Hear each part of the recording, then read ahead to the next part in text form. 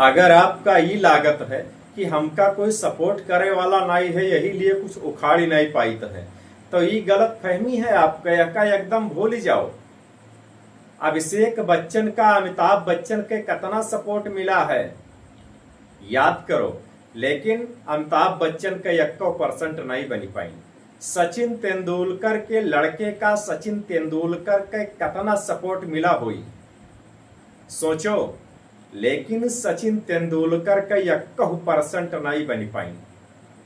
हाँ, बना के अमिताभ बच्चन बने, सचिन तेंदुलकर बने, जिसका कौनों तरफ से 1% सपोर्ट नहीं मिला है। आप खुश नसीब हो, आप भाग्यशाली हो, जौन आपका 1% कहूं से सपोर्ट नहीं मिल पाए रहा है। अरे भूल जाओ सपोर्ट पावे वालन का, भूल जाओ उनका जेका रात दिन 4